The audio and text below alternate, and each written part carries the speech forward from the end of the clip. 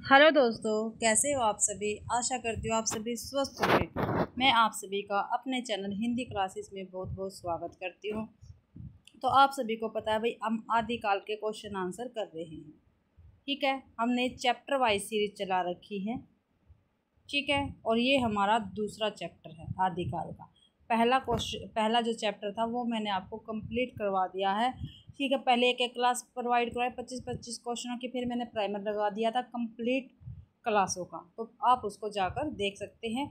और आज की अपनी तीसरी क्लास रहेगी और मैं हर एक क्लास में 25-25 क्वेश्चन करवाने लग रही हूँ। तो जो भी बच्चा क्लासें नहीं देख रहा तो प्लीज़ उन क्लासों को जाके ज़रूर देखें। और आदिकाल काफ़ी महत्वपूर्ण टॉपिक है, आपको पता है आदिकाल में से हमेशा क्वेश्चन बनते ही बनते हैं। ठीक है, और आप सभी को पता है आदिकाल, भक्तिकाल, रीतिकाल, ठीक है, इनमें से काफ़ी सारी कोटेशन पूछी जाती है और सबसे ज़्यादा आदिकाल में से कोटेशन पूछी जाती है। तो प्लीज़ आप अच्छी प्रकार से इनको कर लेना। और काफ़ी सारे क्वेश्चन हैं आदिकाल के, मैं आपको सभी करवाऊँगी। 350-400 के लगभग क्वेश्चन आंसर है आदिकाल के, कंप्लीट आपको मैं ये करवा दूँगी। तो आज की क्लास का पहला क्वेश्चन है, या कि 91वां क्वेश्चन आज की क्लास का, यानी पहला क्वेश्चन है, निम्नलिखित में से कौन चंद्रबाला रास के रचयिता है। ठीक है, जो चंद्रबाला रास है उसके रचयिता हमें बताना कौन है। तो पहला जिनधर्म सूरी, बी सुमतिगण, सी मुनिजिन विजय, डी आसगु कवि। तो डी ऑप्शन अपना ठीक रहेगा। चंद्रबाला रास के रचयिता कौन है? आसगु कवि रहेंगे भाई। तो डी ऑप्शन अपना ठीक है, चंद्रबाला रास के रचयिता आसगु है। इनके द्वारा रचित अन्य ग्रंथ है जीव दया रास। ठीक है, ये आसगु कवि ने ही लिखा है, जीव दया रास। अन्य रचना एवं रचनाकार। ठीक है, आसगु कवि की कौन सी रचना है? चंद्रबाला रास। और इन्होंने कौन सी लिखी है? एक और ग्रंथ जीव दया रास। ठीक है, रचना और रचनाकार देखते हैं। नेमिनाथ रास है, ठीक है, ये किसकी रचना? ये मुनि सुमति गण की है भाई, नेमिनाथ रास। रेवंत गिरी रास किसकी है? विजय सेन सूरी की है। सावकाचार्य किसकी है? देवसेन की है। तुलिभद्र रास किसकी है? जिनधर्म सूरी की है भाई। 52वां क्वेश्चन है, चंद्रबरदाई ने पृथ्वीराज रासों में निम्नलिखित में से मुख्यतः किस छंद का प्रयोग किया है। ठीक है, काफ़ी सारे छंद है जिसमें चंद्रबरदाई ने पृथ्वीराज रासों में प्रयोग किया है, लेकिन मुख्यतः पूछा इसमें मुख्यतः किस छंद का प्रयोग किया है।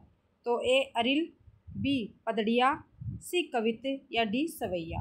तो सी ऑप्शन अपना ठीक रहेगा। चंद्रबरदाई ने पृथ्वी रासों में भी मुख्यतः कवित्त छंद का प्रयोग किया है। देखते हैं, चंद्रबरदाई ने पृथ्वीराज रासों में मुख्यतः कवित्त छंद का प्रयोग किया है। पृथ्वीराज रासों में 68 छंदों का प्रयोग है। कितना भी? 68 का प्रयोग है किया गया, जिसमें दूल्हा, कवित्त, छप्पे, तोमर, त्रोटक, गाहा आदि छंद है। चंद्रबरदाई को छप्पे छंद का विशेषज्ञ माना जाता है। आचार्य रामचंद्र शुक्ल ने चंद्रबरदाई को हिंदी का प्रथम कवि तथा पृथ्वीराज रासों को प्रथम महाकाव्य माना है भाई। अगला क्वेश्चन है अपना, विद्यापति ने अपना कौन सा ग्रंथ मैथिली भाषा में लिखा है। कल भी ये क्वेश्चन आया था हमारी क्लास में। ठीक है, अगर हम बार बार इन क्वेश्चनों को पढ़ेंगे तो हमें अच्छी प्रकार से याद हो जाएगा। कैसे ना घुमा फिरा के क्वेश्चन पूछ रखे हैं, आप देख लेना। तो ए ऑप्शन है पदावली, बी ऑप्शन है गंगा वाक्यावली, सी ऑप्शन है कीर्तिरता, डी ऑप्शन है मणि मंजरी। तो ए ऑप्शन अपना ठीक रहेगा। मैथिली भाषा में विद्यापति का ग्रंथ कौन सा है? पदावली है भाई। कौन सा है? पदावली रहेगा। ठीक है, विद्यापति ने पदावली की रचना मैथिली भाषा में की थी। विद्यापति का जन्म 1350 ईस्वी में हुआ। ये शैव संप्रदाय के कवि थे। किसके थे भाई? शैव से संबंधित थे, शैव संप्रदाय से संबंधित थे विद्यापति। तिरहुत के राजा शिव सिंह और कीर्ति सिंह के दरबारी कवि थे। कौन से थे? तिरहुत के राजा थे शिव सिंह और कीर्ति सिंह। तो इनके क्या थे? दरबारी कवि थे विद्यापति। इन्होंने संस्कृत, अव्वट तथा मैथिली भाषा में रचनाएं की। कीर्तिलता, कीर्तिप्रदा का, अव्वट की तथा गंगा वाक्यावली, पुरुष परीक्षा, ये संस्कृत की रचनाएं रहेंगी।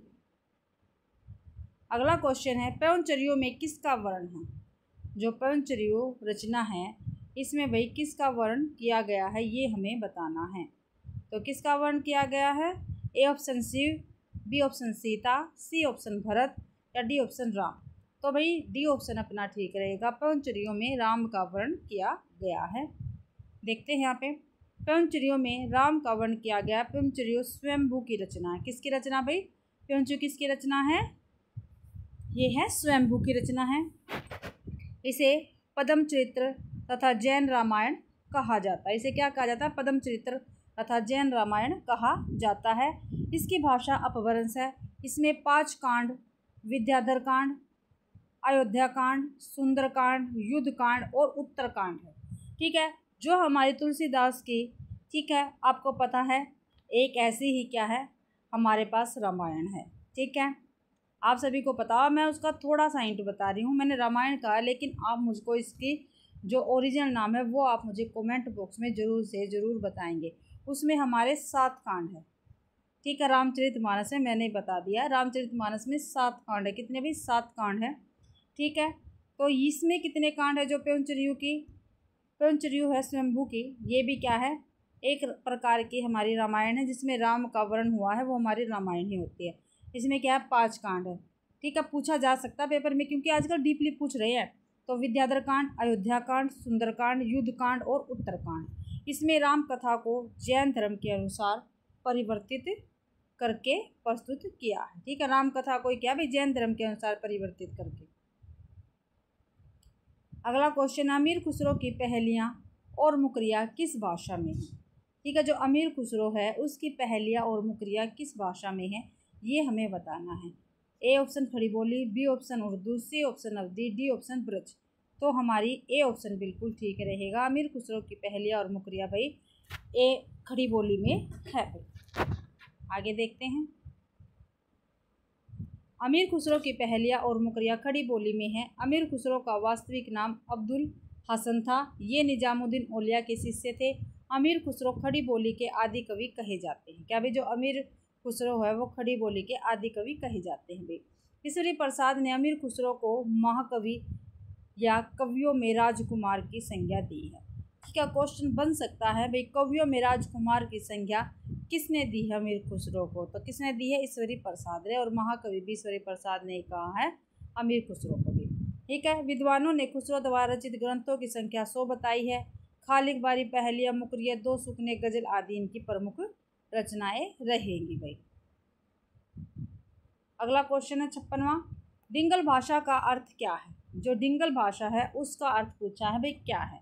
तो ए ऑप्शन अवधी और ब्रज के योग से बनी भाषा, बी ऑप्शन हरियाणवी मिश्रित राजस्थानी भाषा, सी ऑप्शन अर्धमागधी भाषा, डी ऑप्शन अपभ्रंश के योग से बनी शुद्ध राजस्थानी भाषा। तो डी ऑप्शन अपना बिल्कुल ठीक रहेगा भाई, अपभ्रंश के योग से बनी शुद्ध राजस्थानी भाषा है डिंगल भाषा। देखते हैं आगे। डिंगल और पिंगल साहित्यिक राजस्थानी के 2 प्रकार हैं। ठीक है, डिंगल भाषा और पिंगल भाषा क्या है? साहित्यिक राजस्थानी के 2 प्रकार है। डिंगल पश्चिमी राजस्थानी का साहित्यिक रूप है। ठीक है भाई, डिंगल किसका है? पश्चिमी राजस्थानी का साहित्यिक रूप है। इसका अधिकतर साहित्य चारण कवियों द्वारा लिखित है। ठीक है, डिंगल शैली में वीर रस की रचनाएं, जबकि श्रृंगारिक रचनाएं पिंगल शैली में रची जाती है। ठीक है भाई, तो देखो डिंगल शैली में कौन सी रचना की जाती है? जो वीर रस की होती है। ठीक है, और पिंगल शैली में कौन सी रचनाएं रची जाती है? जो श्रृंगारिक होती है भाई। अगला क्वेश्चन है, अमीर खुसरो का जन्म कौन से स्थान में हुआ था? ठीक है, अमीर खुसरो का जन्म हमें बताना है कहाँ पे हुआ था। तो ए जयपुर में, बी इटावा में, सी एटा में, या डी बिहार में। तो देखते हैं। तो भाई सी ऑप्शन अपना बिल्कुल ठीक रहेगा। अमीर खुसरो का जन्म स्थान कौन सा? एटा। देख रहे हैं आगे।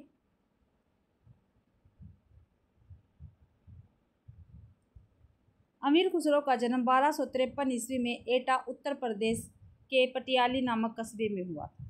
ठीक है, कौन से सन में हुआ था? 1253 ईस्वी में हुआ था। और कहाँ हुआ था? एटा, जो उत्तर प्रदेश के पटियाली नामक कस्बे में हुआ था भाई। ठीक है, इनके द्वारा रचित ग्रंथ निम्नलिखित है। खालिक बारी, 2 सुकने, पहेलियाँ और मुकरिया में। आगे है 58वां क्वेश्चन, शुक्ल जी के अनुसार हम्मीर रासों के रचनाकार कौन है? ठीक है, शुक्ल जी के अनुसार भाई जो हम्मीर रासो है इसके रचनाकार कौन है, ये हमें बताना है। ए रूपचंद्र, बी जजवल, सी विद्याधर, डी सारंगधर। तो डी ऑप्शन ठीक रहेगा। हम्मीर रासों के रचनाकार कौन है? सारंगधर रहेंगे भाई। आचार्य शुक्ल ने हमीर रासों का रचनाकार सारंगधर को बताया है। रचनाकार भाई सारंगधर को बताया। आचार्य शुक्ल ने 14वीं शताब्दी के ग्रंथ प्राक्तपेंगलम, जिसके रचनाकार लक्ष्मीधर है। प्राक्तपेंगलम के रचनाकार कौन है? लक्ष्मीधर है। के कुछ छंदों के आधार पर हमीर रासों ग्रंथ की कल्पना की। राहुल सांस्कृत्यायन ने जज्जल नामक किसी कवि को इसका रचयिता घोषित किया। आगे क्वेश्चन है, विद्यापति ने किस भाषा में काव्य की रचना की है? जो विद्यापति जी हैं उन्होंने किस भाषा में काव्य की रचना की है? तो ए राजस्थानी भाषा में, बी प्राकृत भाषा में, सी मैथिली भाषा में या डी ब्रज भाषा में। तो सी ऑप्शन अपना ठीक रहेगा। विद्यापति ने भाई मैथिली भाषा में काव्य की रचना की है।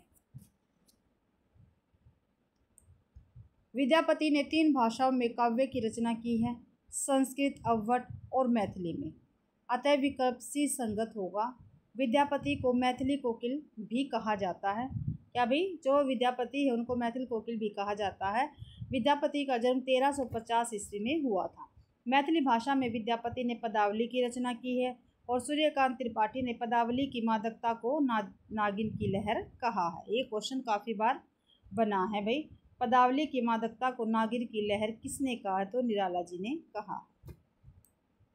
60वां क्वेश्चन है, अमीर खुसरो ने हिंदी के लिए कौन सा शब्द प्रयुक्त किया है? जो अमीर खुसरो जी है उन्होंने हिंदी के लिए कौन सा शब्द प्रयुक्त किया है, ये हमें बताना है। ए संस्कृत, बी हिंदवी, सी रेखता या डी हिंदुस्तानी। तो अमीर खुसरो ने हिंदी के लिए भाई हिंदवी शब्द प्रयुक्त किया है। आगे देखते हैं, अमीर खुसरो ने हिंदी के लिए हिंदवी शब्द का प्रयोग किया है। खुसरो निजामुद्दीन औलिया के शिष्य थे। खुसरो को खड़ी बोली का प्रथम कवि माना जाता है। इनकी प्रमुख रचनाएं दो सुखने, खालिकबारी, पहेलिया, मुकरिया आदि हैं। 61वां क्वेश्चन है, कीर्तिलता की भाषा क्या है? जो कीर्तिलता है उसकी भाषा क्या है, ये हमें बताना है। तो ए अवधी, बी मिश्रित अपभ्रंश, सी ब्रजभाषा या डी प्राकृत। तो बी ऑप्शन अपना ठीक रहेगा। जो कीर्तिलता है उसकी भाषा है भी मिश्रित अपभ्रंश। क्या है? मिश्रित अपभ्रंश है। और कीर्तिलता भी विद्यापति की रचना रहेगी। कीर्तिलता की भाषा मिश्रित अपभ्रंश या अववट है। विद्यापति ने कीर्तिलता में तिरहुत के राजा कीर्ति सिंह की वीरता और उदारता का वर्णन किया है। विद्यापति तिरहुत राजा शिव सिंह और कीर्ति सिंह के दरबारी कवि थे। 62वां क्वेश्चन है, बालचंद विजवाई भाषा दुहनी लगन दुज्जन हासा विद्यापति की किस रचना की पंक्तियां हैं? ये भी क्या भाई? बालचंद विजवाई भाषा दुहनी लगन दुज्जन हासा विद्यापति की किस रचना की ये पंक्तियां रहेगी? काफ़ी महत्वपूर्ण पंक्तियां है ये और काफ़ी बार पेपर में पूछी जा चुकी है। तो ए कीर्ति पताका, बी लिखनावली, सी भू परिक्रमा या डी कीर्ति लता। तो ये पंक्तियां भाई डी ऑप्शन कीर्ति लता से रहेगी। किसकी? कीर्ति लता से ये पंक्तियां रहेगी। डी ऑप्शन अपना बिल्कुल ठीक रहेगा। देखते हैं, उपयुक्त पंक्तियां विद्यापति के कीर्ति लता ग्रंथ से है। यह अववट में रचित ग्रंथ है। हजारी प्रसाद द्विवेदी ने विद्यापति को श्रृंगार रस का सिद्ध वाक कवि कहा है। क्या भाई? जो हजारी प्रसाद द्विवेदी जी है इन्होंने विद्यापति को श्रृंगार रस का सिद्ध वाक कवि कहा है, ध्यान रखना। और कीर्तिलता की रचना भृंगभृंगी संवाद के रूप में हुई है, ये हजारी प्रसाद द्विवेदी ने कहा है। 63वां क्वेश्चन है, निम्नलिखित में से कौन सी अमीर खुसरो की रचना नहीं है? ठीक है भाई, इनमें से कौन सी अमीर खुसरो की रचना नहीं है वो हमें बतानी है। तो ए पहेलिया तथा मुकरिया, बी पुरुष परीक्षा, सी दो सुखने, डी खालिकबारी। तो बी ऑप्शन अपना ठीक रहेगा। अमीर खुसरो की रचना पुरुष परीक्षा नहीं है, ये विद्यापति की रचना रहेगी भाई। ठीक है, नीचे देखते हैं, पुरुष परीक्षा विद्यापति की संस्कृत में लिखी गई रचना है और कैसी भाषा की? संस्कृत भाषा की रचना रहेगी। जबकि पहेलिया, मुकरिया, दो सुखने और खालिकबारी अमीर खुसरो की रचनाएं हैं। खुसरो निजामुद्दीन औलिया के शिष्य थे। ये खड़ी बोली के आदि कवि कहे जाते हैं। कौन भाई? अमीर खुसरो। 64वां क्वेश्चन है, निम्नलिखित में से कौन निर्गुण भक्ति धारा का नहीं है? ठीक है। निर्गुण भक्ति धारा से कौन संबंधित नहीं है ये हमें बताना है। ए रैदास, बी नानक, सी कबीर या डी विद्यापति। तो डी ऑप्शन अपना ठीक रहेगा। विद्यापति क्या निर्गुण भक्ति धारा से संबंधित नहीं है भाई। रैदास, नानक और कबीरदास निर्गुण भक्ति धारा के कवि है, जबकि विद्यापति आदिकालीन भक्ति और श्रृंगारिक कवि है। ठीक है, जो विद्यापति है वो आदिकाल के भक्त और श्रृंगारिक कवि माने जाते हैं। विद्यापति शैव संप्रदाय के कवि हैं। विद्यापति को मैथिल कोकिल ठीक है कहा जाता है और अभिनव जयदेव तथा खेलन कवि की उपाधियाँ प्राप्त हुई है भी। विद्यापति को भी मैथिल कोकिल, अभिनव जयदेव तथा खेलन कवि की उपाधियाँ प्राप्त हुई है। अगला क्वेश्चन है 65वां। ढोला मारूरा दुहा में ढोला के पिता का क्या नाम है। ठीक है, जो ढोला मारूरा दुआ है उसमें ढोला के पिता का क्या नाम है। काफ़ी डीपली क्वेश्चन है तो आप इसे अच्छी प्रकार से करना। तो ए राजा जसवंत सिंह, बी राजा नल सिंह, सी राजा जय सिंह या डी राजा हरराज सिंह। तो बी ऑप्शन ठीक रहेगा, राजा नल या भी राजा नल। देखते हैं आगे। ढोला मारूरा दुहा में ढोला के पिता का नाम राजा नल है। ठीक है, ढोला मारूरा दुहा 11वीं सदी में रचित कवि कल्लोल की रचना है। किसकी रचना है ये ढोला मारूरा दुहा? 11वीं सदी की है और कवि कल्लोल की रचना रहेगी। इसमें राजकुमार ढोला, राजकुमारी मारू तथा राजकुमारी मारवणी की प्रेम कथा है। क्या भाई कौन कौन है इसमें पात्र? एक तो राजकुमार ढोला है, ठीक है, राजकुमारी का क्या नाम है? मारू है, और दूसरी राजकुमारी है उसका क्या नाम है? मारवणी है। क्या भी मारवणी है की प्रेम कथा है। यह लोक प्रचलित प्रेम कथा है जो राजस्थान में अधिक लोकप्रिय है। यह मूलतः दोहे में रचित है। ठीक है, पूछा जाता है ढोला मारूरा दोहा किस छंद में किस में रचित है? तो दोहे में रचित है। इसमें कवि कुशल राय ने 17वीं शताब्दी में कुछ चौपाइयाँ जोड़ी है। क्या भाई जो ढोला मारूरा दोहा है इसमें जो कवि हुए हैं कुशल राय, इन्होंने 17वीं शताब्दी में कुछ चौपाइयाँ भी जोड़ी है। पहले क्या आती है? ये दोहे छंद में रचित थी। आगे है गोरखनाथ का समय 11वीं सदी है, यह मान्यता किस विद्वान की? ठीक है, जो गोरखनाथ का समय है वो क्या है? 11वीं सदी है। कितना माना? 11वीं सदी है। यह मान्यता किस विद्वान की है ये हमें बताना है।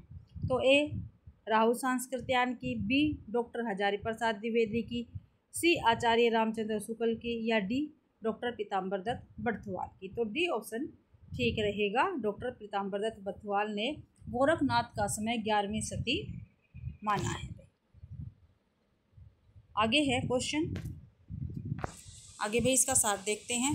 गोरखनाथ का समय 11वीं सदी है, यह मान्यता डॉक्टर पीताम्बर दत्त बर्थवाल की है। मिस्र बंधुओं ने इन्हें हिंदी का प्रथम गद्य लेखक माना है। ठीक है, मिस्र बंधुओं ने जो गोरखनाथ जी है इनको हिंदी का प्रथम गद्य लेखक माना है, ये आपको ध्यान रखना है। डॉक्टर पीताम्बर दत्त बर्थवाल ने गोरखवाणी का संपादन 14 ग्रंथों को प्रमाणिक मानकर किया है। ठीक है, गोरखवाणी का संपादन किसने किया? तो डॉक्टर पीताम्बर दत्त बर्थवाल ने किया है। और ये भी पूछा जाता है भाई इसमें कितने ग्रंथ है? ठीक है, गोरखनाथ के तो इसमें 14 ग्रंथों को प्रमाणिक मानकर किया है। और गोरखनाथ जो है मत्स्येंद्र नाथ के शिष्य थे। किसके थे? मत्स्येंद्र नाथ के शिष्य रहे हैं। अगला क्वेश्चन है नाथ पंथ सिद्धों की परंपरा से ही हटकर निकला है। जो नाथ पंथ है वो सिद्धों की परंपरा से ही हटकर निकला है, यह कथन किसका है? तो डॉक्टर रामकुमार वर्मा का, बी राहुल सांस्कृत्यायन का, सी शिव सिंह सेंगर का या डी आचार्य रामचंद्र शुक्ल का। तो देखते हैं भाई तो ये कथन रहेगा आचार्य रामचंद्र शुक्ल का। अगला क्वेश्चन है, आगे देखते हैं। क्वेश्चन ये है भाई, आगे देखते हैं, सार दे रखा है। नाथ पंथ सिद्धों की परंपरा से ही छटकर निकला है। उक्त कथन आचार्य रामचंद्र शुक्ल जी का है। शुक्ल जी ने अपनी पुस्तक हिंदी साहित्य का इतिहास के आदिकाल प्रकरण 2 में कहा है। किसमें कहा भी? आदिकाल प्रकरण 2 में कहा, ध्यान रखना, जिस प्रकार सिद्धों की संख्या 84 प्रसिद्ध है उसी प्रकार नाथों की संख्या 9 प्रसिद्ध है। गोरख सिद्धांत संग्रह के अनुसार 9 नाथों के नाम निम्न हैं। ठीक है, नागार्जुन, जड़भरत, हरिश्चंद्र, सत्यनाथ, भीमनाथ, गोरक्षनाथ, चरपटनाथ, जलंधर, मलया, अर्जुन। तो ये आपको ध्यान रखना है। आदिकाल के प्रकरण 2 में ठीक है कहा है कि जिस प्रकार सिद्धों की संख्या 84 उसी प्रकार नाथों की संख्या 9 है, पूछा जा सकता है भी ये। ठीक है, अगला क्वेश्चन है 68वां। पिंगल मिश्रित भाषा की रचना है, जो पिंगल हमारी भाषा है उसकी रचना पूछिए कौन सी है। तो मुहनोत नैन्सी रिरात खयात मुहनोत नैन्सी री खयात, बी है पृथ्वीराज रासो, सी है अचल दास खिंची वचनिका, डी है बाबू जीरा दूहा। तो बी ऑप्शन ठीक रहेगा, पिंगल मिश्रित भाषा की रचना पृथ्वीराज रासो। अगला को आगे है पिंगल मिश्रित भाषा की रचना है पृथ्वीराज रासो, शेष विकल्प गलत है। पृथ्वीराज रासो के रचयिता कौन है? चंद्रबरदाई है। पिंगल भाषा शैली का जन्म पूर्वी राजस्थान में ब्रज क्षेत्रीय भाषा शैली के उपकरणों को ग्रहण करते हुए हुआ था भाई। इस भाषा में चारण परंपरा के श्रेष्ठ साहित्य की रचना हुई है। क्या भाई, जो हमारी पिंगल भाषा है, ठीक है, इसमें क्या है, इस भाषा में चारण परंपरा के श्रेष्ठ साहित्यों की रचना हुई है। राजस्थान के अनेक चारण कवियों ने इसका उल्लेख किया है। पिंगल पूर्वी राजस्थानी का साहित्यिक रूप है। जो पिंगल भाषा है वो क्या है? पूर्वी राजस्थानी का साहित्यिक रूप रहेगा। और इसका अधिकतर साहित्य भाट जाति के कवियों द्वारा लिखित है। और जो हमारी पिंगल भाषा है इसका क्या है, जो साहित्य है वो भाट जाति के कवियों द्वारा लिखित है भाई। और डॉक्टर चटर्जी के अनुसार अवध ही राजस्थान में पिंगल नाम से विख्यात है। ये किसने कहा है भाई? अवध ही राजस्थान में पिंगल नाम से विख्यात है, तो डॉक्टर चटर्जी ने कहा है भाई। और तोसी तोरी ने राजस्थान की पूर्वी भाग की भाषा को पिंगल कहा है। ठीक है, तोसी तोरी ने क्या कहा है? जो तोसी तोरी जी है इन्होंने राजस्थान की पूर्वी भाग की भाषा को पिंगल कहा है। ध्यान रखना, पेपर में पूछे जाते हैं। आगे भाई, आदिकालीन हिंदी के संबंध में उपयुक्त नहीं है। क्या भी जो आदिकालीन हिंदी है उसके संबंध में उपयुक्त नहीं है, ये हमें बताना है। तो देखते हैं, ए ऑप्शन है संयोगात्मकता की ओर झुकाव है, बी है ड ध्वनि का विकास है, सी है ढ ध्वनि का विकास है, डी है संयुक्त स्वर ए का प्रयोग है। तो आदिकालीन हिंदी के संबंध में उपयुक्त नहीं है, ये हमें बताना है। तो ए ऑप्शन अपना ठीक रहेगा, संयोगात्मकता की ओर झुकाव है। झुकाव, तो ये क्या है? गलत है, यानी हमारा ए ऑप्शन ठीक रहेगा इस क्वेश्चन का। यहाँ पर देखते हैं, आदिकालीन हिंदी के संबंध में संयोगात्मकता की और झुकाव उपयुक्त कथन नहीं है। शेष विकल्पों के अन्य कथन सत्य है। आदिकालीन हिंदी का व्याकरण 1000 या 1100 ईस्वी के आसपास तक अपभ्रंश के बहुत निकट था। कब से कब तक भाई? 1000 या 1100 ईस्वी तक। भाषा में काफ़ी रूप ऐसे थे जो अपभ्रंश के थे, किंतु धीरे धीरे अपभ्रंश के व्याकरणिक रूप कम होते गए और हिंदी के अपने रूप विकसित होते गए। आदिकालीन हिंदी में मुख्यतः उन्हीं ध्वनियों यानी स्वर व्यंजनों का प्रयोग मिलता है जो अपभ्रंश में प्रयुक्त होती थी, पर कुछ अंतर भी हैं। अपभ्रंश में केवल 8 स्वर थे, जैसे ए आ ई ई उ ए औ। ये 8 स्वर मूल स्वर थे। आदिकालीन हिंदी में 2 नए स्वर ए और औ विकसित हो गए जो संयुक्त स्वर थे तथा जिनका उच्चारण क्रम से ए औ जैसा था। न र ल से व्यंजन संस्कृत, पाली, प्राकृत तथा अपभ्रंश में दंत्य ध्वनि थे। कौन कौन से भाई? न र ल से, ये क्या थे? ये संस्कृत, पाली और प्राक तथा अपभ्रंश में क्या थे? दंत्य ध्वनियाँ कहलाते थे। कौन कौन सी दंत्य ध्वनियाँ थी? न र ल से। ठीक है, और ये संस्कृत, पाली, प्राकृत तथा अपभ्रंश भाषा में दंत्य ध्वनियाँ कहलाई गई। आदिकाल में यह वतश्चय हो गए। न में ल पहले संयुक्त व्यंजन थे, अब व्याकरण से न में ल के महाप्राण रूप हो गए हैं, अर्थात संयुक्त व्यंजन न रहकर मूल व्यंजन हो गए हैं। आगे क्वेश्चन है, कम्मान बान छुटही अपार, लागत लो इस सारी धार, घमसान धान सब वीर सेते, घन सनोन बहत अस रेकत रेत। तो ये पंक्तियाँ देखते हैं किसकी है, आगे देखते हैं भाई। उक्त पंक्तियों में किसके मध्य होने वाले युद्ध का वर्ण हुआ है? दोबारा से देखते हैं पंक्तियाँ। कमान बाण छुटिए अपार, ठीक है, देखो कमान बाण छुटिए अपार, लागत लो इस सारी धार, घमसान धान सब वीर सहित, घन सनोन बहत असत रक्त रेत। तो ये पंक्तियां भाई देखते हैं। उक्त पंक्तियों में किसके मध्य होने वाले युद्ध का वर्णन हुआ है? तो ए ऑप्शन है पृथ्वीराज की सेना व साबुद्दीन गोरी का सेना, बी साबुद्दीन की सेना व कुमादनी मणि की सेना, या सी पृथ्वीराज रासो की सेना व समुद्र शिखर की सेना। सी ऑप्शन अपना ठीक रहेगा, पृथ्वीराज रासो की सेना व समुद्र शिखर की सेना के बीच युद्ध है उसका वर्णन हुआ है। उक्त पंक्तियों में पृथ्वीराज की सेना व समुद्र शिखर की सेना के मध्य होने वाले युद्ध का वर्णन है। डॉक्टर बच्चन सिंह ने लिखा है, किसने लिखा भी? डॉक्टर बच्चन सिंह ने। ध्यान रखना है कोटेशन, यह एक राजनीतिक महाकाव्य किसके विषय में कहा गया? पृथ्वीराज रासो के विषय में कहा गया। भाई क्या ये एक राजनीतिक महाकाव्य है? दूसरे शब्दों में राजनीति की महाकाव्यात्मक त्रासदी है, ठीक है। किसने लिखा? बच्चन सिंह ने लिखा है। कयामास वध पृथ्वीराज रासो का एक महत्वपूर्ण समय या सरग है।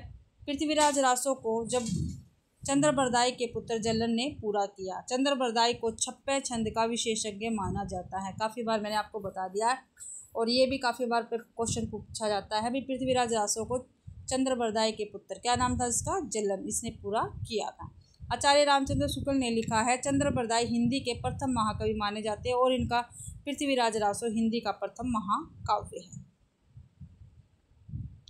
अगला क्वेश्चन है भाई अपना, यह कहानी 16वीं शताब्दी के बाद की लिखी हुई है और रासो में परिक्षिप्त हुई है। पद्मावती समय के विषय में यह कथन किसका है? तो ये किसका कथन रहेगा? देखते हैं। ए ऑप्शन रामचंद्र शुक्ल का, बी ऑप्शन हजारी प्रसाद द्विवेदी का, सी ऑप्शन राहुल सांस्कृत्यायन का, डी ऑप्शन गणपति चंद्र गुप्त का।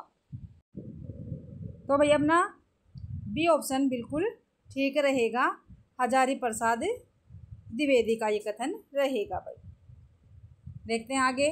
यह कहानी 16वीं शताब्दी के बाद लिखी हुई है और रासो में परिक्षिप्त हुई। पद्मावती समय के विषय में यह कथन आचार्य हजारी प्रसाद द्विवेदी का है। आचार्य हजारी प्रसाद द्विवेदी चेतना की दृष्टि से साहित्य इतिहास के शोधकर्ता, मार्मिक विचारक है, उपन्यासकार है, ललित निबंधकार है, संपादक है तथा बहुश्रुत आचार्य के रूप में मान्य है। ये किसके विषय में कहा गया? आचार्य हजारी प्रसाद द्विवेदी के विषय में कहा गया है, ठीक है भाई। क्या क्या है ये? आचार्य हजारी प्रसाद द्विवेदी शोधकर्ता हुए हैं, मार्मिक विचारक हुए, उपन्यासकार हुए, ललित निबंधकार हुए हैं, संपादक हुए हैं और बहुश्रुत आचार्य के रूप में प्रसिद्ध है। आगे है, आचार्य हजारी प्रसाद द्विवेदी की चिन्मुखी मानवता के अन्वेषण के रूप में जाना जाता है। हजारी प्रसाद द्विवेदी की प्रमुख आलोचनात्मक रचनाएं निम्न हैं। सूर साहित्य 1930 ईस्वी में, हिंदी साहित्य की भूमिका 1940 ईस्वी में, कबीर 1941 में, हिंदी साहित्य का आदिकाल 1952 ईस्वी में, सहज साधना 1963 में, कालिदास की लालित्य योजना 1965 ईस्वी में, मध्यकालीन बौद्ध का स्वरूप 1970 ईस्वी में। तो ये हजारी प्रसाद द्विवेदी की क्या है? आलोचनात्मक रचनाएं रहेंगी।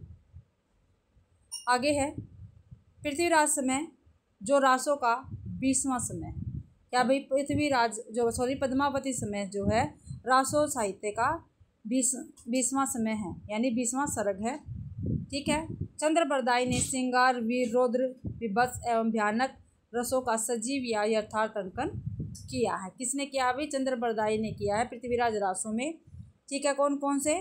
श्रृंगार, वीर, रौद्र, विभत्स और भयानक रसों का सजीव और यथार्थ किया। भाई ऐसा लग रहा जैसे वो क्या है? जिंदा है और सच में है। चंद्रबरदाई द्वारा रचित पृथ्वीराज रासो में 69 समय यानी सर्ग है और 68 प्रकार के छंदों का प्रयोग हुआ है। ये काफ़ी बार पेपर में अपने आया है, ठीक है। अगला क्वेश्चन है, तिब्बत के 84 सिद्धों की परंपरा कौन से सिद्ध से आरंभ हुई? किसने पूछा भाई? तिब्बत के 84 छंदों की रचना परंपरा कौन से सिद्धों से आरंभ हुई है, ये हमें बताना है। तो ए ऑप्शन है नारोपा, बी ऑप्शन है सबरीपा, सी ऑप्शन है सेरप्पा या डी ऑप्शन है लोईपा। तो डी ऑप्शन अपना ठीक रहेगा। तिब्बत के 84 सिद्धों की परंपरा लोईपा से प्रारंभ हुई है भाई। अगला क्वेश्चन है भाई अपना,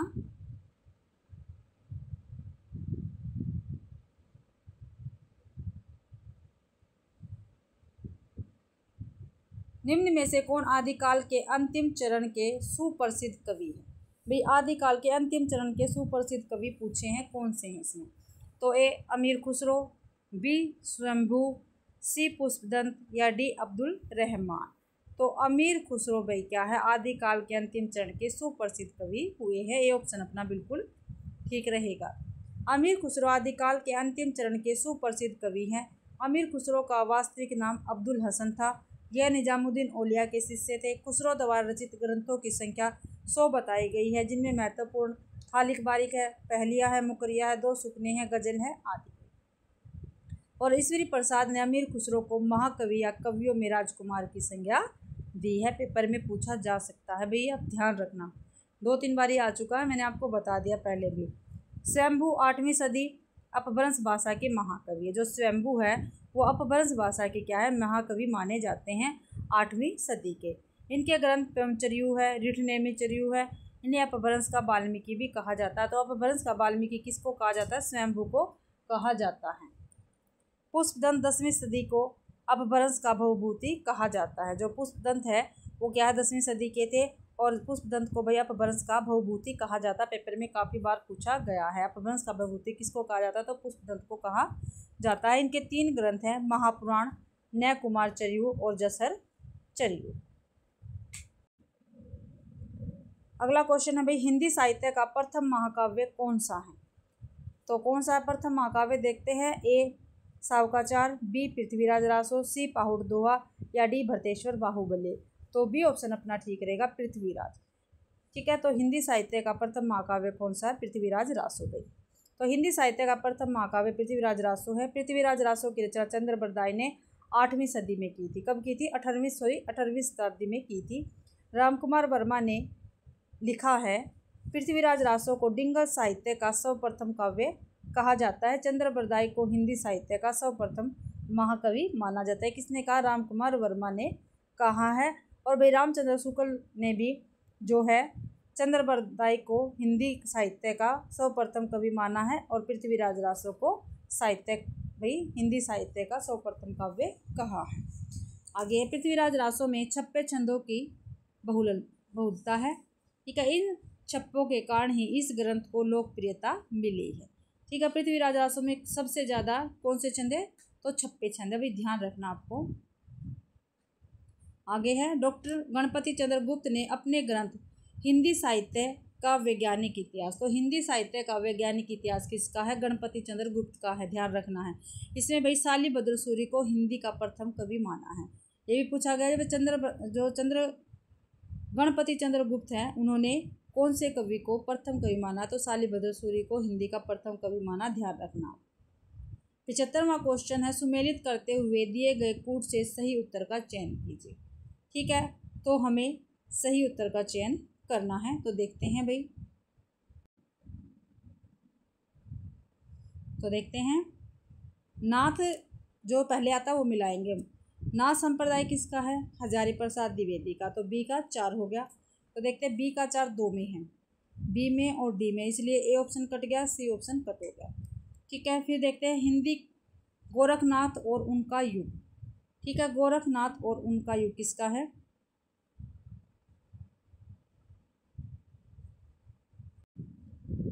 तो गोरखनाथ और उनका युग किसका है? रागे राघव का है। तो ए का 2 हो गया, और बी का कितना था? 4 हो गया। तो ए का 2, बी का 4, बी ऑप्शन में है, बी ऑप्शन अपना ठीक रहेगा, और ये सारे कट हो जाएंगे। ठीक है, देखते हैं। गोरखनाथ और उनका युग रागे राघव का है भाई। ठीक है, नाथ संप्रदाय हजारी प्रसाद द्विवेदी। हिंदी काव्य में निर्गुण संप्रदाय, ये किसका है? ये है धर्मवीर भारती का। या भाई हिंदी काव्य में निर्गुण संप्रदाय किसका है? धर्मवीर भारती का रहेगा। और सिद्ध साहित्य किसका? ये पीताम्बरदत्त बर्थवाल का रहेगा। बी ऑप्शन अपना ठीक रहेगा भाई। गोरखनाथ और उनका युग रागे राघव का है। हिंदी काव्य में निर्गुण संप्रदाय पीताम्बरदत्त बर्थवाल का है। नाथ साहित्य हजारी प्रसाद द्विवेदी का, और हिंदी साहित्य धर्मवीर भारती का है। ठीक है भाई, तो इसी के साथ अपनी क्या है आज की क्लास कंप्लीट होती है। मैंने आज आपको 25 क्वेश्चन कंप्लीट करवा दिए हैं। आशा करती हूँ आप सभी को क्लास पसंद आई होगी। अगर आप सभी को क्लास पसंद आती है तो प्लीज़ मेरी क्लास को ज़्यादा से ज़्यादा शेयर करें, लाइक करें। ठीक है, मेरा चैनल नया तो प्लीज़ मेरे चैनल को भी सब्सक्राइब जरूर करें। और आप सभी का मेरी क्लास देखने के लिए बहुत बहुत धन्यवाद।